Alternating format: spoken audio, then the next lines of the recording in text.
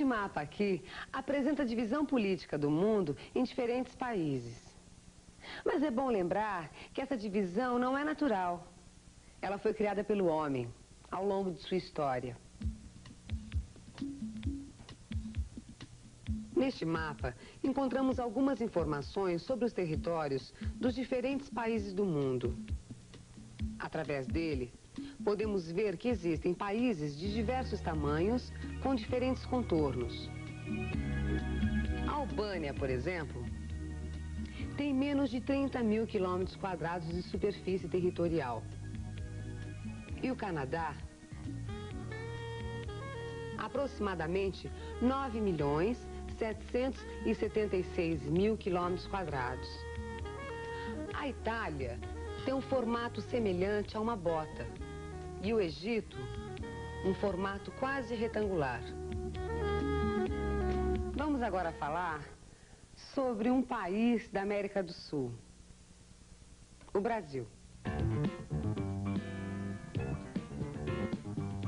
O Brasil tem um território de 8.511.965 quilômetros quadrados e delimita-se com o Oceano Atlântico e com outros países sul-americanos. Guiana Francesa, Suriname, Guiana, Venezuela, Colômbia, Peru, Bolívia, Paraguai, Argentina e Uruguai. Os limites do Brasil com esses países constituem suas fronteiras continentais. Algumas dessas fronteiras são marcadas por elementos naturais, como, por exemplo, um lago, uma montanha, um rio. Mas não foram os elementos do quadro natural que determinaram a atual configuração territorial do país. A configuração territorial dos países é produto do processo histórico de sua formação. No início da colonização, o formato do território brasileiro era diferente deste que a gente conhece. O Tratado de Tordesilhas, de 1494, determinava a divisão das terras do Novo Mundo desta maneira. As terras que ficavam a leste da linha estabelecida pelo tratado pertenciam a Portugal e as terras a oeste seriam da Espanha. Mas no processo de colonização da América, os portugueses ultrapassaram os limites do tratado e ocuparam terras que pertenciam à Espanha. Depois de muitas disputas pela definição de seus limites territoriais, o território brasileiro adquiriu o contorno que mantém até hoje.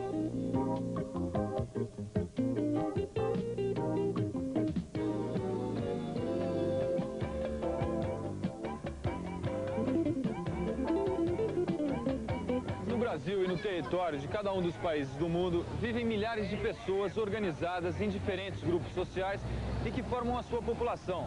A população do Brasil, como você sabe, desenvolve muitas atividades. Trabalha na terra, planta, colhe, produz alimentos.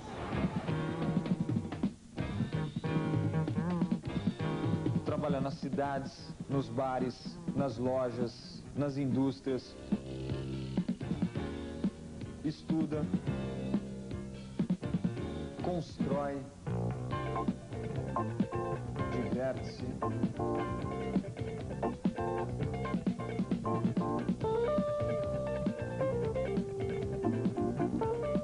Enfim, todas as atividades humanas acontecem sempre sobre um espaço territorial. No desenvolvimento de suas atividades, as populações estão se relacionando permanentemente com os territórios de seus países.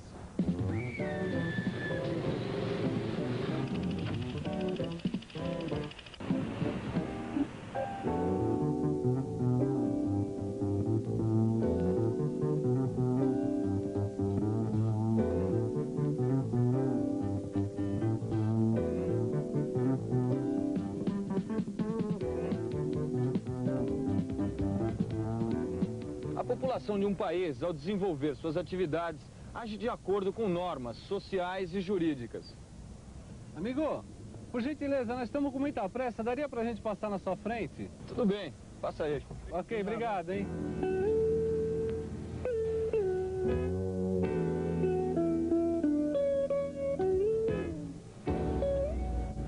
A cortesia entre as pessoas é uma norma social. Mas não há nenhuma lei, por exemplo, que me obrigue a dar passagem para uma outra pessoa, que me obrigue a ser gentil. Agir assim é um costume.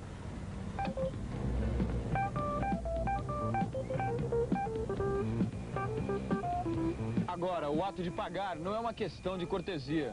Eu sou obrigado a pagar o que eu devo a este estacionamento por ter deixado o meu carro aqui. Se eu não pagar, se eu não agir assim, eu poderei ser punido, processado. Obrigado, hein?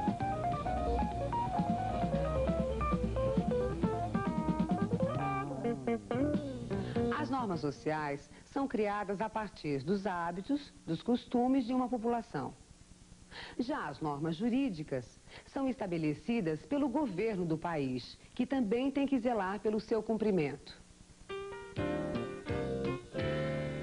Os governos normalmente são formados por órgãos legislativos, órgãos judiciários e órgãos executivos. O legislativo cria as leis. O judiciário é responsável pela distribuição da justiça em todo o território nacional. E o executivo faz cumprir as determinações do judiciário e as exigências de normas legais criadas pelo legislativo. O governo de um país deve assegurar a defesa de seu território e promover o bem-estar da sociedade. Para isso, ele tem que cuidar da regulamentação das relações sociais e econômicas. Os governos devem ainda criar e manter uma infraestrutura que permita e garanta o desenvolvimento das atividades individuais, sociais e econômicas da população. O território, a população e o governo são elementos constitutivos essenciais de um Estado. Ou seja, para haver um Estado, é preciso que haja um território, uma população e um governo, independente de outros estados, no maior grau possível. Dentro de um estado, podem existir diferentes níveis de governo. No Brasil, por exemplo, há 3. O governo federal, que é central e atua em todo o país. Os governos estaduais, que são subordinados em parte ao governo central. E os governos locais ou municipais, que são subordinados em parte aos outros 2 níveis de governo. Cada nível de governo atua num tipo específico de território. Os governos locais atuam nos municípios. O município é a menor unidade política territorial brasileira.